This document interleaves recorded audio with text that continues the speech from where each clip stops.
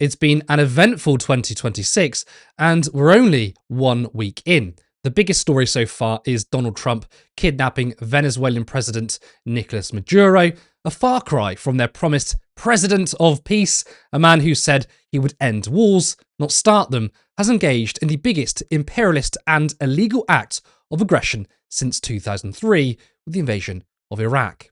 On Monday, Maduro pled not guilty to federal charges, which included narco-terrorism and a conspiracy to import cocaine. He claims he is a prisoner of war. Delcy Rodriguez, his then deputy, appeared on TV along with her brothers, National Assembly Chief Jorge Rodriguez, Interior Minister Diosdado Cabello, and Defense Minister Vladimir Petrino Lopez, claiming that Maduro was still the legitimate president. But on Monday, when Rodriguez took over as interim president, she offered to cooperate with Trump, saying she wanted to collaborate and have respectful relations. This operation has been months in the making with help from an inside man. A CIA source had been planted in the Maduro government, which helped the US capture him. What's ironic about the US's claim that Maduro is a narco-terrorist is the fact that Trump pardoned Juan Orlando Hernandez, the Honduran ex-president, who was convicted of drug trafficking. This is Secretary of State Marco Rubio struggling to answer the question of Trump's obvious inconsistency. You mentioned the indictment of Mr. Maduro, and of course it does detail his drug running operations. In the same jurisdiction, the former president of Honduras was actually convicted on similar charges, yet the president pardoned him. Here's what the vice chair of the Senate Intelligence Committee, Mark Warner, had to say about that. He said, "You cannot credibly argue that drug trafficking charges demand invasion in one case while issuing a pardon in another." What's your response? Well, the president has the pardon authority. He's the one that reviewed the file with the folks at the White House to make these pardon decisions, and I refer questions to them on it because I'm not involved in the pardon process. So I can't comment on that because I wasn't involved in that process. But the president outlined yesterday that he felt that in that particular case there was unfairness, and that there was unfairness in the way that individual was treated. And he also pointed to the fact that the party that's now won the elections in Honduras had asked for this.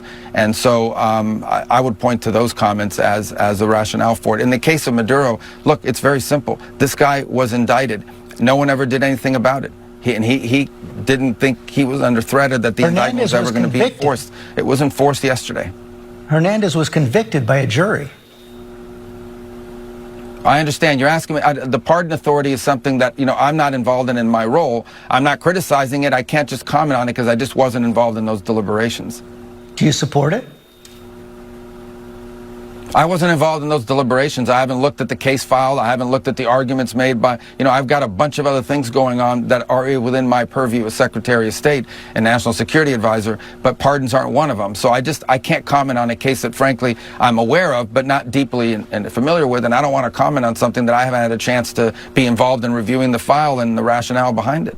Now, contrasting the level of propaganda of today with the 2003 invasion of Iraq has been lazy, to say the least. Trump has openly admitted it's been about oil on multiple occasions. In fact, Trump hasn't wasted any time since the kidnapping. US President Donald Trump has said Venezuela will be turning over up to 50 million barrels of oil worth about £2.1 billion to the US after a military operation to remove President Nicolas Maduro from power. Having said that, the media has been doing its best to keep up the pretense. The BBC has instructed its journalists to not use the word kidnap. Owen Jones tweeted, BBC journalists have been banned from describing the kidnapped Venezuelan leader as having been kidnapped. The BBC News editor has said this to BBC journalists. He shared a screenshot and you can see there's instruction on the language they should use. Captured. Please attribute this to US description of the operation. Example, the US said Maduro was captured during the operation. Seized. That is acceptable for use in our own reporting where appropriate, but avoid using kidnapped. Journalist Sangeeta Maiska replied underneath and said, "This morning, the BBC reported that Trump thought the word kidnap was not a bad term to describe his capture of Maduro. This afternoon, BBC management tells its own reporters not to use the term kidnap." As you can see from this BBC clip, journalists are trying to toe the line. Well, in the last few hours, opposition leader Maria Corina Machado has spoken to the US broadcaster Fox News in her first televised interview since Nicolas Maduro was was seized. You could tell she almost said the word kidnapped, but then self-corrected. We have another clip from the BBC, and this next one I find to be really shocking. In 2007, the former Venezuelan president Hugo Chavez controversially exerted much further state control over these remaining foreign-owned assets. The Venezuelan government was subsequently required to pay compensation to US oil companies by a World Bank tribunal. It's literally called nationalisation. Even if the oil is owned by foreign companies, the resources belong to Venezuela and the government has a right to bring it under control. It's called reclaiming sovereignty. And the use of language, exerting further state control, is emotional manipulation. They are painting a picture of describing state repression when it's simply the process of nationalisation. Fox News, the right-wing network, claimed no deaths had occurred during the course of the bombings and kidnapping. Able to execute these orders in order to take people like this down. And it could have been an intelligence issue. It could have been that they thought it wasn't safe and that too many Americans can get harmed. I mean, this is pretty extraordinary that we watched this go down and no one died. I mean, it's really quite something to say about our military. No one died. This segment was released when 80 people had been confirmed dead, including a single mother. A lack of condemnation from this government, along with cheerleaders from the right wing who supposedly care about national security, has put the establishment out of touch when it comes to the views of the British people. A YouGov poll decisively shows that people do not support Trump's invasion. 21% approve, whilst 51% disapprove, a difference of 30 points. People don't like war. Would you believe it? Now, despite the weak statements made from leaders across the West, the tune has been very different when it comes to Greenland. Trump has made several threats, openly showing his desire to annex the territory. Keir Starmer, along with Macron, Merz, Meloni, Tusk, Sanchez and Denmark's Frederiksen, released a statement. Arctic security remains a key priority for Europe, and it is critical for international and transatlantic security. NATO has made clear that the Arctic region is a priority and European allies are stepping up. We and many other allies have increased our presence, activities and investments to keep the Arctic safe and to deter adversaries. The Kingdom of Denmark, including Greenland, is part of NATO. Security in the Arctic must therefore be achieved collectively, in conjunction with NATO allies, including the United States, by upholding the principles of the UN Charter, including sovereignty, integrity, and the inviolability of borders. These are universal principles, and we will not stop defending them. The United States is an essential partner in this endeavour, as a NATO ally, and through the defence agreement between the Kingdom of Denmark and the United States of 1951. Greenland belongs to its people. It is for Denmark and Greenland, and them only, to decide on matters concerning Denmark and Greenland. We must equally support international law unequally. Now, earlier on today, I spoke to independent MP and co-founder of your party, Jeremy Corbyn. Trump talked about Venezuela for months. He authorised extrajudicial killings of people and supposedly drug boats. But are you surprised he has gone this far and kidnapped Nicolas Maduro? I was surprised at kidnapping Maduro, but not surprised that he decided to make an overt attack on Venezuela, because that's been coming for a while with the deployment of the aircraft carrier and lots of troops into the Caribbean. He put a lot of pressure on Caribbean countries to accept US bases. So far as I can work out, most of them refused, but none have been established anyway.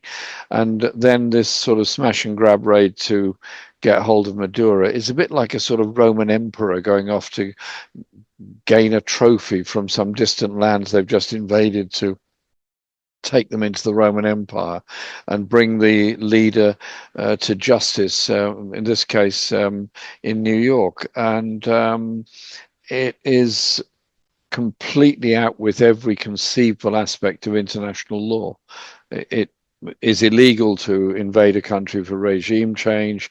Kidnapping is obviously illegal, and so it goes on. And the fact that so much of the rest of the world has become either silent or confused about this is beyond a bit worrying, because if the US get away without any criticism, then it could happen anywhere to anybody.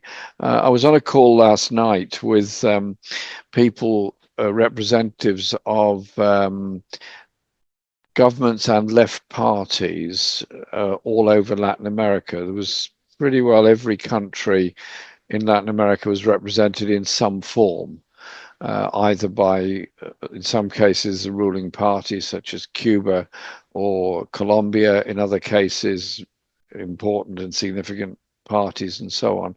And there's a sort of sense of horror across the whole of the continent that it's not just the Monroe Doctrine, it's the Monroe Doctrine with bells on that's been enforced by Trump now. And the document that everyone should read, everyone on the left should really read and study, is the National Security Strategy that Trump published at the end of November. It's a chilling document, absolutely frightening, because it assumes, first of all, that the US is the most important power and the most successful nation in the world and the most powerful nation in the world, and that this is a position that has to be maintained at all costs. Then goes on to say that the US, to ensure its economy continues to thrive, must stop all immigration into the USA, which is a kind of odd way of getting the economy to thrive when it relies on migrant labor. But that contradiction will no doubt spin itself out later. But then goes on to say that they must therefore have unfettered access to resources anywhere around the world that they require. And it then conveniently divides the world up into different spheres of influence, starting with the Western Hemisphere, where they call it the Trump-Monroe Doctrine, because it's now been updated. And it says that every country in the region must be free of foreign and hostile influences to satisfy the USA, which is why those exact words are being used in relation to the current thing on Venezuelan oil. And it takes itself this power. Goes on to the rest of the world to say that they're concerned about the danger of Africa's raw materials falling into the hands of other people. Strangely, it's actually relatively silent about both Russia and China. So it's almost as if it's accepting that there are three big players in the world. That's Russia, China, and the USA. And it sort of, when I was reading it, it sort of reminded me of 1984, when Winston Smith is in his trying to follow the news on what was then a television, about the war between the three continents and how there's sort of shifting sands of international relations, but they're always at war with somebody. And that sort of reminded me of that. So these are perilous and dangerous times. Interestingly, the section on Europe in this security strategy is kind of witheringly dismissive. It describes Europe as a continent beset by regulation, immigration, and then it goes on to sort of describe liberal attitudes, which are very diminishing to the economy. And it was sort of usual Trump anti-woke stuff. And so Europe is kind of just written off, basically, as of no consequence. And it barely mentions NATO anywhere through it. It's like, it's a sort of 1930s US isolationism, when the US isolationism of that time confined itself to the Pacific and Latin America, and just gives itself this power to control the whole world. You mentioned Europe, right? And we've seen Keir Starmer and many European leaders, I would say, hesitate to strongly condemn Trump, yet they've been far more vocal in defending Greenland. And, of course, Trump's been talking about annexing the territory. They justify this by pointing to their refusal to recognise Maduro's 2024 election. I mean, do you find that convincing? Why do you think so many leaders appear inconsistent on this issue? Well, they're completely inconsistent.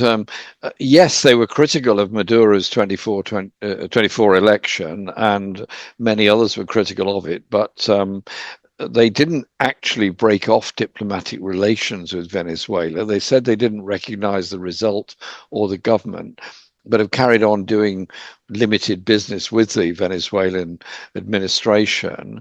and they've maintained an embassy there. The Venezuelan embassy is still operating here. And so in many ways, relations have continued. And whilst the situation in Venezuela was obviously difficult, there were quite big signs that the Maduro government wanted to change things. And indeed, there were quite serious conversations going on with the Venezuelan opposition hosted by Mexico. So it's not as if there wasn't some changes afoot. The US knew all that, and Starmer knew all that. The Europeans knew all that. And so the sort of strange position of Starmer in saying he supports international law while not able to condemn what is clearly international law breaking, and then makes this very strong declaration in support of Greenland, the remaining part of Denmark. But in reality, the grab for Greenland by Trump is totally in line with the national security strategy. It's saying that this is in the Western Hemisphere, therefore we should have it. Clearly wants to have something to show that he's somehow or other managed to expand the USA. That was one of his aims, apparently, administration. I remember it in his inaugural address about expanding the USA, and nobody really knew what it meant at the time. And we now do know. That could mean they would militarily take over Greenland. It could mean they will just assume Greenland to be part of the USA and leave Europe and Denmark to come to some kind of accommodation with the USA on a fait accompli. I suspect that might well happen. But in reality, it's more appeasing the vanity of Donald Trump as to what he wants, because militarily the USA are already in Greenland and have been ever since the Second World War. So you were on Sky News with Darren McCaffrey, and he asked you to condemn Maduro. And I feel like it's a mirror of asking everyone to condemn Hamas when we talk about Israeli war crimes. Is this a deliberate tactic to make this about Maduro rather than Trump? Or do you think it's an unconscious bias journalists have in the media, a sort of imperialism mindset, if you will? I think it's the latter more than anything. It's the mindset that somehow or other we have to condemn people who are in non-European situation or seen to be somehow or other pro or aligned with Russia. It reminds me actually of the many debates that happened in the run-up to the Iraq War. I was accused of being a stooge of Saddam Hussein and all the rest of it. And they then dug around, the people that were accusing me of this, and discovered that I was the one of only, I think, 2 Labour MPs to oppose arms sales to Iraq in 1988 at the time of Halabja, and indeed opposed Britain's participation in the Baghdad arms fair in 1989. So they then kind of quietened down a bit on that. But it was a failure to appreciate that what we're being led to was a disastrous war guided by dishonesty. I mean, I'm glad you mentioned 2003, because the Bush administration and much of the media manufactured consent for that war. This time, Trump has openly admitted it's about oil. So in a way, are you shocked about how brazen it is and how readily it's being accepted, given, I would say, the minimal propaganda effort? And do you think it's because they no longer feel they need to convince anyone, they can simply act? I mean, you've got Pete Hegseth signaling interest in Cuba, Colombia, Mexico, and of course, Greenland. And I feel like I'm answering my own question here, but I really want to hear your view. Why bother lying when international law seems irrelevant and they have the world's strongest military? I mean, who's going to stop them? Well, the difference between now and then was in the early 2000s, in the run-up to the Iraq War, and indeed from the Gulf War before that, the US used to try and dress it up in a sort of quasi-diplomatic language, and indeed even went to the UN to defend their positions and produce those unlikely videos. You remember Colin Powell and his unlikely videos of ice cream vans that were apparently hiding weapons of mass destruction and stuff like that. So they tried to dress it up into sort of in some kind of diplomatic process. The national security document and Trump's language and Pete Hegseth's language and Marco Rubio's language are not in any sense legalistic or diplomatic. They just said, we're big, we're powerful, and we don't like a rival on the block, and we want Venezuelan oil. The US doesn't actually need any Venezuelan oil. The amount of oil that Venezuela is exporting at the moment is nothing, tiny amount. Hardly any of it goes to China. Most of it doesn't go anywhere. And the last two or loads have been stolen by the USA anyway. And so it is, I guess, about the long-term interests of Chevron and other companies who want to get their hands on this heavy crude oil that's there in Venezuela. I mean, it seems to be playing out that Venezuela is being forced into a position where it is essentially having its oil industry taken under the control of the USA, and the oil that was taken in the tankers, the two that were taken, and possibly this third one that's just been ended, shall we say, in the Atlantic, are going to be sold by the US government, the oil in them, either to US or other buyers. And it doesn't say how much. Some of the income from that will go to Venezuela to help the Venezuelan people. Unclear how that's going to play out. So either the administration in Venezuela has made some arrangements in order to try to give itself space and time, or this is the long-term way forward, that Delcy Rodriguez will remain in office, courtesy of the United States. Okay, lastly then, does that truly signal the end of international law when it comes to Israel? They are openly admitting their crimes, the US doing the same, and it seems like they have certain countries are so powerful that no amount of condemnation, no amount of arrest warrants, or legal procedures through the ICC and the ICJ, these people can seem to get away with it. What do we do as an international community? If we can't look to the UN, where do you end up? Obviously, those of us that have tried to end the bombardment of Gaza and occupation of the West Bank have centrally always used the issue of international law. And indeed, Israel has been found wanting in every aspect of international law for many years. It's the argument we've consistently used. Since the world apparently is accepting that the US can blatantly breach every aspect of international law, that's the limited amount the US signs up to, then clearly there is a question mark about the whole strategy of the future.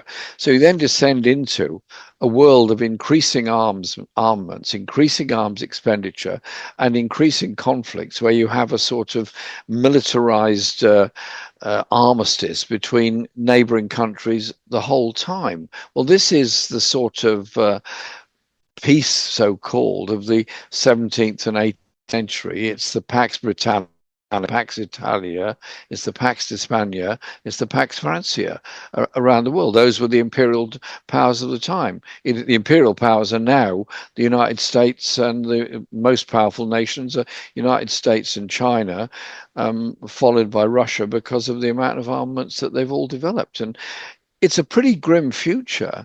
And so it does mean that the left around the world have got to have some serious thinking about, one is our insularity, and two, our lack of action around the world, which is why I was very pleased that we had this Latin American call last night, which was very important. And the idea is to bring together a unity of people all across Latin America to protest, yes, but also to point out to the USA that the implications of, suppose, an attack on Colombia or an attack on Cuba have implications in the future, because the general political tide in Latin America, yes, it's moved a bit to the right recently. It could very rapidly move back towards the left. Everyone presents the result of the elections in Chile, for example, as a victory for the far right. Yes, they were.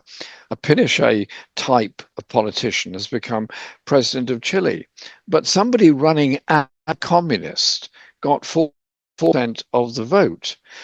which is actually higher than the vote that Salvador Allende got when he was first elected president in 1970. So nobody should run away with the idea that the left all across Latin America have given up and disappeared. They absolutely have not. And there's now more unity from Mexico down to Chile in a popular sense than there's been for a very long time. And so it's up to us to develop that sense of internationalism. So what we're doing through Peace and Justice Project, allied with Progressive International, which I'm a member of the cabinet of, is we're holding a big event on Thursday night, a Zoom call through Peace and Justice Project, which will be discussing these issues with voices from across Latin America, as well as people in Europe. So we begin to inform ourselves a bit better about what the reality of is. What the left needs is enthusiasm, ambition, and confidence. We don't get that just by playing parliamentary games. We get that by the activities we can mount outside and on the street. So hats off to all those people that have marched for Palestine over the past 18 months. Hats off to all those people all around the world that have braved all kinds of horror stories just to speak up against the bombardment of Venezuela and the genocide against the people of Palestine.